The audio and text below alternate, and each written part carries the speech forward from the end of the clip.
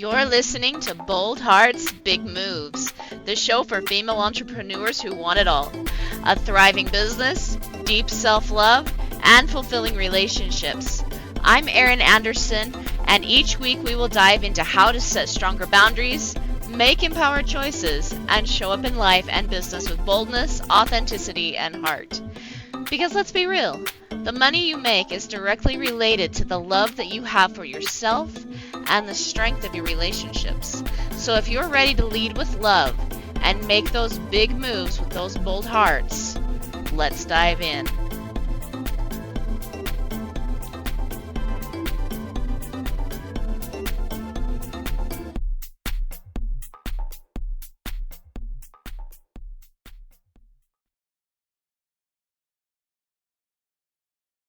Hey everyone, welcome back to another episode of Bold Hearts, Big Moves.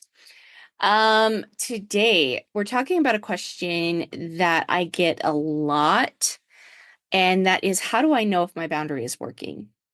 Right?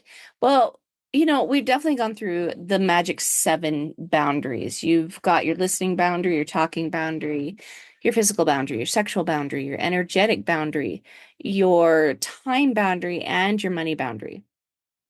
And these are all boundaries or boundary categories, right?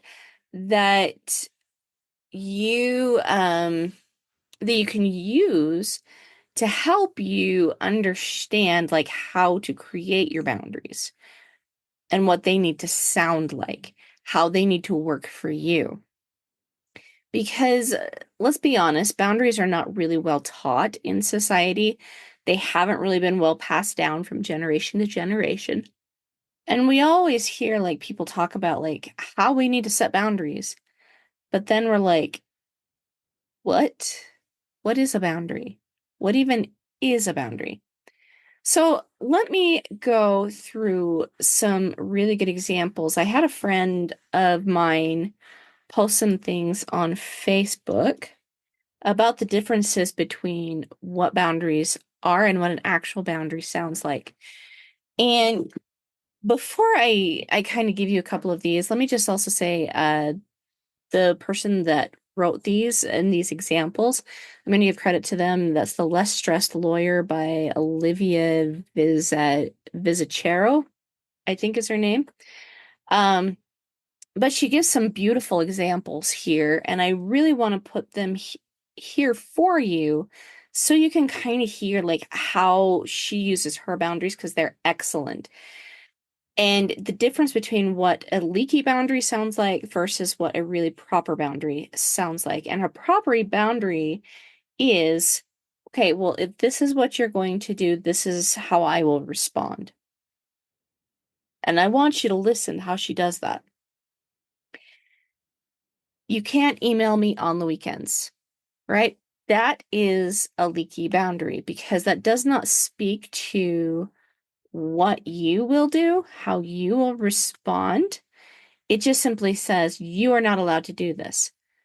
But then what happens if that person crosses it and they keep crossing it and they keep emailing you? Then what? Right? But she says a proper boundary here. If you email me on the weekend, I will not respond until Monday.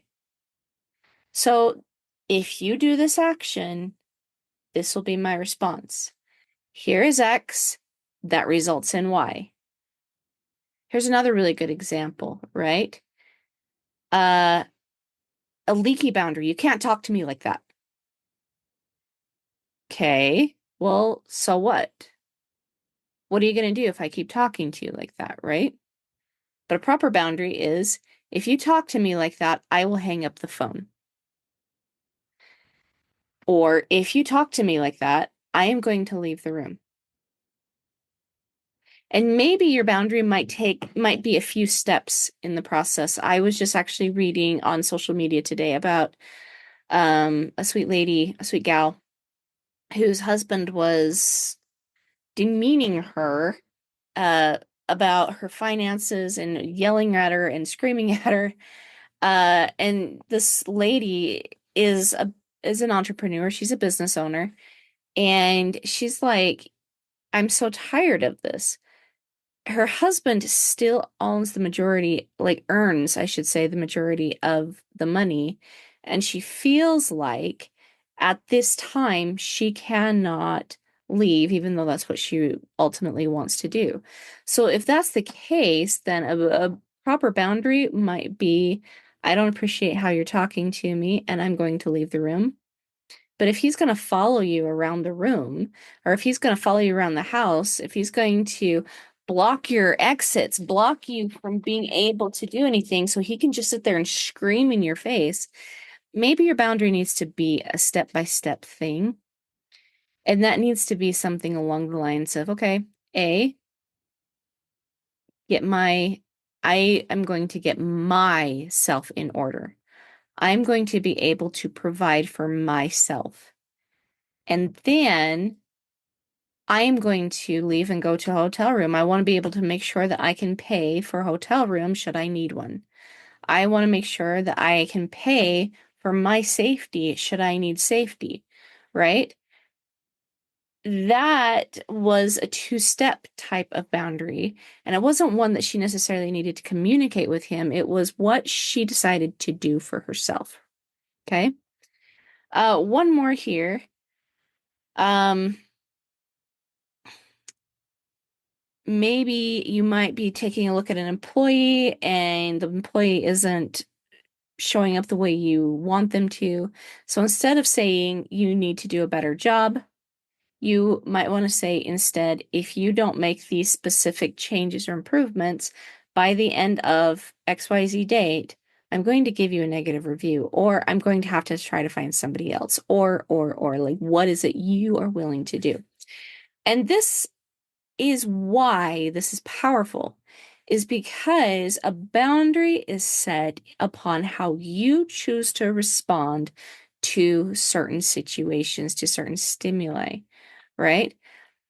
And the more you work with boundaries, they kind of become a knee-jerk reaction, right? So, for example, like one of my boundaries is just because somebody else is going to act negatively towards how I think or feel doesn't mean that I have to apologize. It doesn't mean that I have to shrink. It doesn't mean I have to do anything. It just means that I allow them their experience without becoming attached to it. So I'm going to say something along the lines of, you're welcome to have that opinion. You're welcome to have that experience if that makes you happy. I'm not getting involved, right?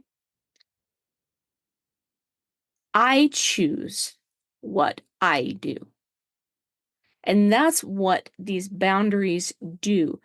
So when you understand this, that boundaries are not about even so much about like what another person is going to do in your life. It has nothing to do with how another person shows up in your life. It's all about what you will do if they show up a certain way, right? It's not about moving your boundary. It's not about throwing the boundary out the window. It is always honestly about how you choose to respond. So that way you stay in alignment with who you are and stay in alignment with your safety and your values. Okay? So when you have this intact, what tends to happen is you start to feel this feeling of safety.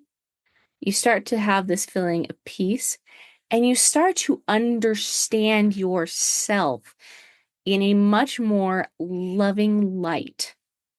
Okay. Now, I get this question, so this is part of the reason I'm putting this here.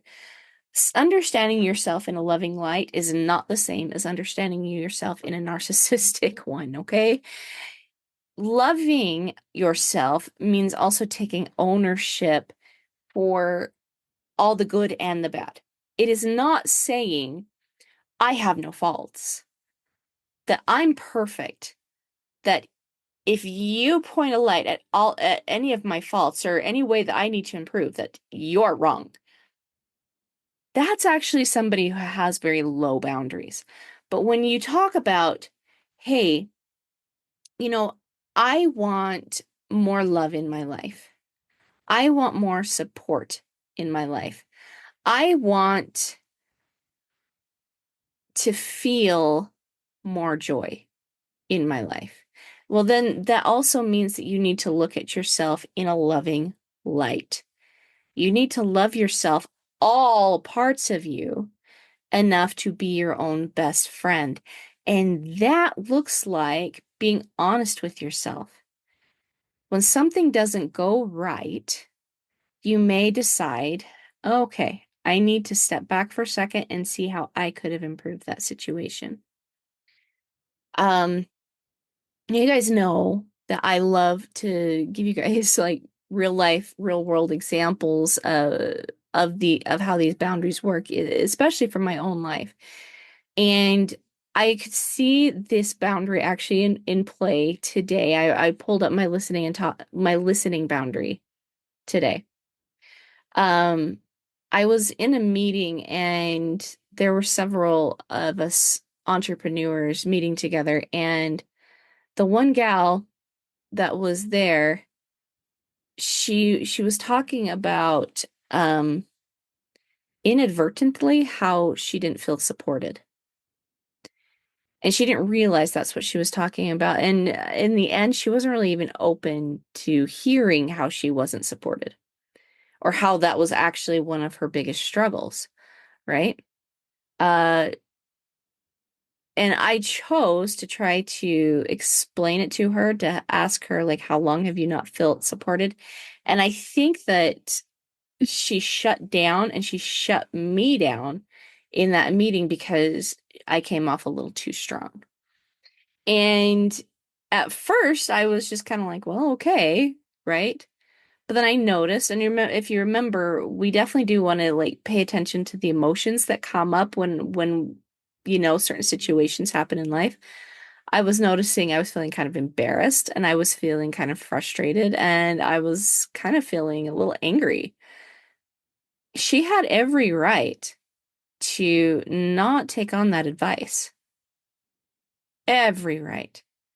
Even though, like, this is my lane, like, this is what I do. Sometimes in like I can see inside myself that the way I give it might be a little bit forceful.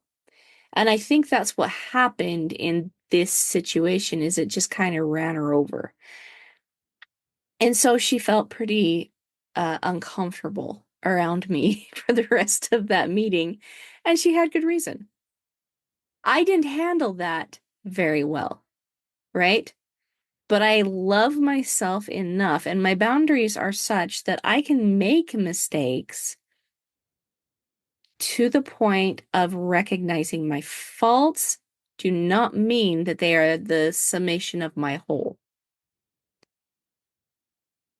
So the question is what boundaries do I set then with myself when I realize that, yeah, I do feel like I was spot on, but what do I do with how I handled that situation? Well, I probably need to apologize for fire hosing her, right? I just own it. And I try not to do it again. Because my whole, like, I don't want people to feel genuinely uncomfortable in my presence. I want to build connections with people. I want to build bridges. If they really don't want a relationship with me, that's okay. That's cool. There's no problem with that. That is their desire, and I'll honor that, right? But I believe I'm a good person. I believe that I'm a wonderful person. That's what my boundaries have given me.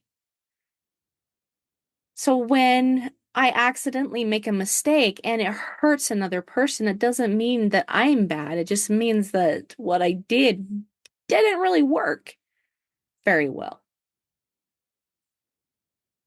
And I think a lot of the reason why I can say that and I can look at that objectively instead of judgmentally is simply because I refuse to be harsh on myself. I'll acknowledge the truth I'll see where I can improve, and then I make that improvement. And that brings a great deal of self-trust to my life. That is one way I know my boundaries are working, even though I make mistakes, big freaking huge mistakes. And yeah, like sometimes they're really big freaking huge mistakes. We all make them, right? I choose to look at them objectively instead of self-judgmentally. And then I choose what I'm going to do to move on, to stay in alignment with who I truly am. Proper boundaries give you safety because you're not going to act in a way that does not have your back. Safety always and forever is between you and the Lord. Now, you can take, and then we are even talking a little bit about our physical boundary here, right? You can look at getting a gun, or you can look at getting, a home security system. I apologize, that left my brain for just a minute, but you can get a home security system. You can get a guard dog. You can get all these things that provide for you like physical safety. But that was your boundary. I am going to provide for my physical safety by doing XYZ, right? You spelled that out, you took action, and you did it. But if you're really talking about emotional, mental, and spiritual safety, which I think a lot of us are really getting like attacked right now in all three of these areas, then what you really, really need is personal boundaries. And your personal boundaries aren't about like how you want somebody else to respond. It's all about how you're going to respond because that's who you are. That's who you love. And when you have that type of a relationship with you, you just tend to naturally show up that way, which brings you a lot more freedom, a lot more peace, a lot more direction, clarity. And this is also why boundaries are so important for your businesses. Is because you need to have those things in order to make quick and fast decisions. Some of my favorite people are favorite people really like I'm thinking about some women who have built empires, and I get to rub shoulders with them, right? Like I'm very blessed that I have these types of friendships. But these are women that are extremely boundaried too. And those boundaries, I feel like that works so well for them because they don't operate outside of those boundaries in their businesses either. And that's opened a channel for them to receive the things that they want. See, when we have leaky boundaries, well, then we have things coming through that we don't necessarily want. It's a whole lot like opening a channel and then just letting anything come through, right? Sometimes things get blocked and backed up that way. But with proper boundaries, we open the channels to only receive the things that we want to receive.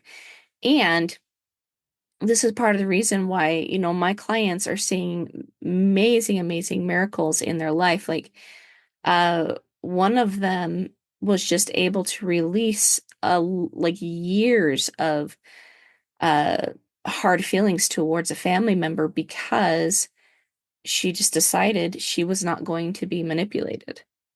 And so anytime she's feeling manipulated by this family member, she just knows that, hey, I'm going to hang up the phone. I'm going to walk away. I won't be manipulated. I have another one who is building a better relationship between her and her husband. But when boundaries are working for you, you have direction, you have safety, you have freedom, you have ability. You know who you are, and you love that person enough to stand for them. Relationships work better, money works better, everything starts to work better in your favor. That's how you know if your boundaries are working for you. And it's exciting. It's really, truly exciting. All right, my loves. So if you like the show and you would like to ask a question, please feel free to text the show. I'll do an episode specifically around questions. And until then, I'll see you next week. Bye, guys.